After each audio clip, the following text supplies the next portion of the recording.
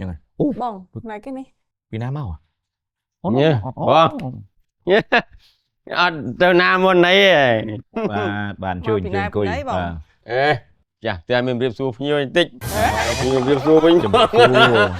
ក្មេងជាងនិយាយលេងទេអត់អីទេប៉ុន្តែខ្ញុំឃើញដំណើរមករៀងចំណិតទៅសក់អីបាទខ្ញុំចូលចិត្តចឹងបាយ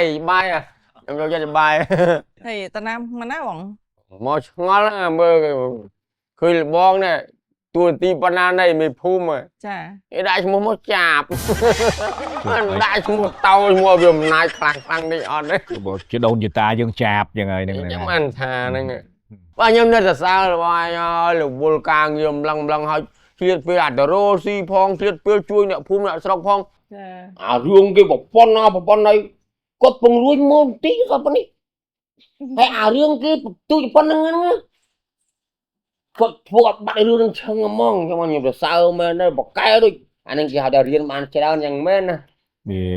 ការសិក្សាវាបូកផ្សំជាមួយបទពិសោធន៍ក្នុងការរស់នៅដែរតែក្រូចប្រមាយើងក្នុងនាមយើងជាមេភូមិម្នាក់ដែរ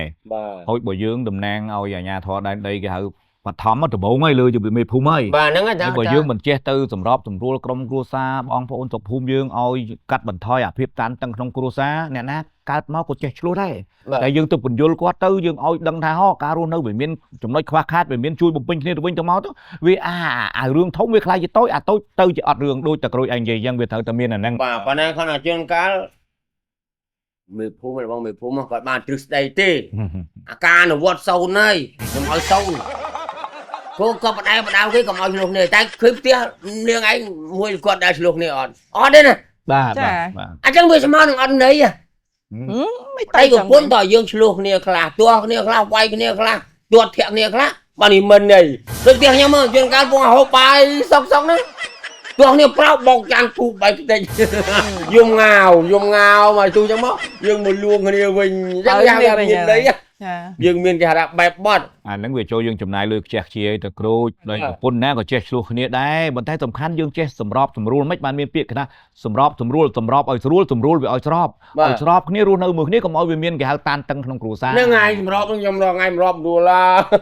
ពេលខ្ញុំវាយគ្នាអញ្ចឹងប្រពន្ធខ្ញុំយំពេលប្រពន្ធខ្ញុំយំមកទៅខ្ញុំលួងវិញគាត់ងៀមដាំបាយស៊ីពងអាស៊ីបោកឆ្នាំងចូលពូលួងនេះទីហេតុហើយជួឥឡូវមកនឹងមានការអីដែរខ្ញុំមិនដឹងមានការអីខ្ញុំលេងដែរខ្ញុំដើរកាត់លោកឯនៅតែឡៃនៅហ្នឹងឯងពូមេផ្សួរជំរាបសួរពួកខ្ញុំអញ្ចឹងខ្ញុំចេះវាយហ្នឹងបងឯងមិនយូរម៉េចអញកញ្ញល់លើមករៀបសួរតែញៀនតែឯងប្រកាសតែមានរៀបសួរទេវាមិនមានអីខ្ញុំចង់សួរប្តីខ្ញុំនេះមកមួយថ្ងៃហើយនៅសកុកនៅហ្នឹងឯងចុះនៅណាឯណៃបានទៅមកសិតមកនិយាយគ្នាមិនសកុកទេណា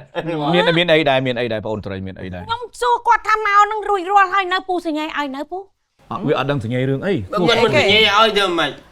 ហើយចាំមកមួយថ្ងៃនិយាយពីរឿងអីចុះនេះក្តាស់នៅនេះចាំតមនុស្សផុតដង្ហើមហ្មងអីហ៎រឿងសញ្ញេរឿងអីចង់ដឹងថាបំណងគោលបំណងអីគេវត្ថុបំណងមេភូមិចេះម៉ែខ្ញុំនោះគាត់ឈឺធ្ងន់ទៅបញ្ជូនទៅពេទ្យហើយយើងវាអត់មានលុយខ្ញុំក៏ទៅខ្ចីលុយគេហ្នឹងណាប៉ុន្តែគេឲ្យចេញกระดาษស្នាមពីមេភូមិមេឃុំអីចឹងទៅហើយខ្ញុំប្រើគាត់ឲ្យមកប្រាប់ពួកជួយសញ្ញាឲ្យមកខ្វាច់មកដើម្បីបានលុយជូនម៉ែទៅពេទ្យហើយនៅមកសកុកដល់ហ្នឹងចិត្តដាច់ហើមហ៎ម៉ែគាត់នឹងចារួមខ្ញុំនិយាយនេះបងដង្ហើមចង្រត់ម៉ែខ្ញុំពងទទួលស្គាល់ហើយយើងត្រូវជួយសង្គ្រោះគាត់នៅលោកអ្នកមានគុណប៉ុន្តែសួរខ្ចីមិនអីមិនពីខាងណាខាងនេះហើយគេទាការប្រាក់មិនអីមិនហើយយកហ្នឹងដឹងឮថាគេនៅណានៅណីទេពេលហ្នឹងអត់មានទឹកខ្វល់រឿងការរឿងអីទេការម៉ានទៅសំខាន់ឲ្យតែគេឲ្យហ្នឹងបងត្រូវឥឡូវសំខាន់ខ្ញុំចង់ដឹងទូខ្ចីនៅណាគេតិចទៅខ្ចីអាអ្នករស់ស៊ីឯកជននឹងការប្រាក់ផ្ដេសផ្ដាស់នឹងបំណុលវ៉ាន់កណាអូអត់បានទេណាអត់បានទេទេមានខ្ចីអ្នករស់ស៊ីអីគេមេជាងនិយាយរួមតកែប្តីខ្ញុំហ្នឹងហើយខ្ចីហ្នឹងចេះទេគាត់ឲ្យខ្ចីស្រួលទេអើយខ្ចីចឹងមកដល់ពេលធ្វើការកាត់លុយប្តីខ្ញុំចឹងទៅស្រួលទាំងអីណាលើខ្ញុំពងស្អប់អាហ្នឹងតើអានេះធ្វើបនអត់ឆ្លាស់បងធ្វើបនអត់ឆ្លាស់អាណាដែលឲ្យគ្នាខ្ចីហើយមកកាត់គ្នាប្រចាំខែប្រចាំថ្ងៃក៏បំកាត់ណាស់ណាផងគេលក្ខខណ្ឌគាត់អញ្ចឹងឯងចាឲ្យខ្ចីហើយគាត់សុំកាត់ពីតក្រូចទៅធ្វើការកាត់ទៅអានេះស្មើនឹងវាថាវាយក្បាលថ្ងៃខ្នងហើយបងអត់ឆ្អល់យើងទៅពាក់គេមកឲ្យគេកាត់នោះចាំបាច់កាត់ចឹងតែឲ្យខ្ចីដល់ណាមានសងទៅមិនចឹងបង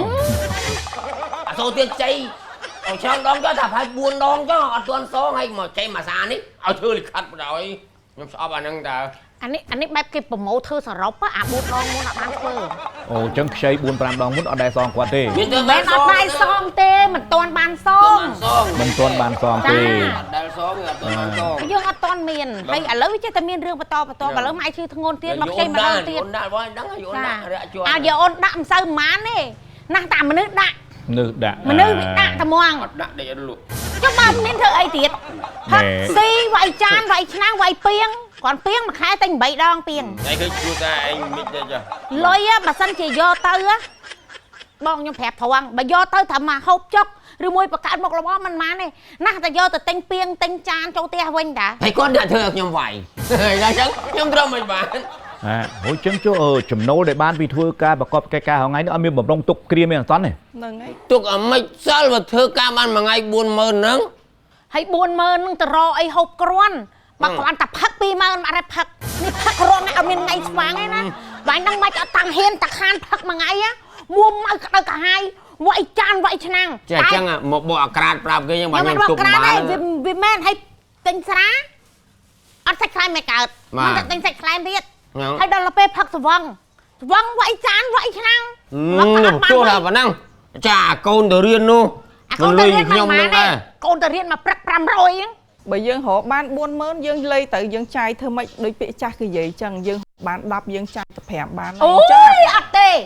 រកបាន10ចាយចិត្ត100 បើចែកគ្នាចាយមិនចាយតែខ្ញុំណា ចាយទៀតថែមទៀតនោះ បាទ ដែលខ្ញុំគាត់ជួនជាយោបល់ឲ្យខ្ញុំមិនមែនគេហៅថាអ្នកគេហៅជំនាញខាងហេដ្ឋារចនាសម្ព័ន្ធអីទេចង់និយាយថាយើងត្រូវចេះសន្សំទុកនៅពេលដែលយើងនិយាយថាក្នុងគ្រាអាសន្នកើតឡើងដោយរយៈថាហេតុណាមួយយើងមើលឃើញទេ បាទ អត់បានតែចំណូលនេះដែលបានមកនេះតែក្រូចឯងជាមួយភរិយាត្រូវចេះយកទៅទុកនៅក្នុងមីក្រូហិរញ្ញវត្ថុឬធនាគារណាដែលស្របច្បាប់នៅក្នុងភូមិរបស់យើងនឹងដើម្បីយើងទុកមិនពេលដែលយើងមានអាសន្នអន់ក្រឧទាហរណ៍ថាអបប្រមាណថាឥឡូវខ្ញុំស្ដាប់ជំនាញហិរញ្ញវត្ថុឯណាក្នុង 100% ដែលយើងរកបានអត់មកយើងដោះស្រាយយើងត្រូវមាន50មាន30មាន20មិនបានខ្ញុំថា50 30% 30% និង 20% អា50% នេះយើងចាយជាប្រចាំចាយតម្រូវការចាំបាច់មានន័យថាដោះស្រាយលើម្ហូបដោះស្រាយលើទំនៀមបំពាក់អីរបស់យើងដែលមានត្រាប់រងថ្ងៃយើងត្រូវណែដោះស្រាយរងថ្ងៃអា50% ហ្នឹងនេះអា30% គេទុកអត់មកថាយូរយើងអាចនាំប្រពន្ធនាំអីទៅអ្នកចង់ទៅបាយហាងឬចង់អីយើងចាយអា 30% ដែលយើងទុកហ្នឹងណាឬមួយក៏អញចង់ទៅអាវថ្មីមួយមើលណាគឺទៅក្នុងស៊ីកាគេម្ដងកាលយើងទុកមកអា 30% ហ្នឹងណាយើងអត់ទៅប៉ះពាល់វាទេ 20% ទៀតទុកនេះ 20% ទៀតគឺជារឿងដែលចាំបាច់មើលឃើញហ៎ 20% ទៀតដូចចឹងម្ដាយឈឺណាជួនកាលយើងត្រូវដេកពេទ្យអាសន្នអន់ក្រត្រូវការវះកាត់ត្រូវការលុយចូលមន្ទីរពេទ្យអា 20% ដែលយើងអត់ប៉ះហ្នឹងទុកទាំងញាប់តម្រុងនេះនៅពេលមានអាសន្នម្ដងចឹងទោះបីយើងរកចំណូលបានប៉ុណ្ណាក៏ដោយយើងត្រូវចេះគេហៅថាទុកសម្រាប់ប្រាក់បំរុងពេលគ្រាមានអាសន្នយើងត្រូវស្ដាប់អ្នកប្រាជ្ញបណ្ឌិតគេប្រាប់ច្រើនណាបណ្ឌិតគិតទុកពីចម្ងាយលុះទុកមកដល់កាយដោះស្រាយដែលមិនតក់ស្លុតបណ្ឌិតគិតទុកបានមុនកិច្ចការស្រាលខ្លួនធន់បានគ្រប់ពេល អរគុណលោកបងបានបញ្យល់ខ្ញុំទៅខ្ញុំច្បាស់ហើយចឹងចាប់ថ្ងៃតទៅខ្ញុំលេងចាយវាផ្ដេសផ្ដាស់ហើយ រៀនទុកដាក់ឲ្យបាន បាទពីអបដីប្រពន្ធខ្ញុំទៅតែរៀនសំចាយទុកដាក់ពេលមានបញ្ហាឈឺស្កាត់អន់ក្រអញ្ចឹងហ្នឹងហើយអរគុណណាលោកបង ច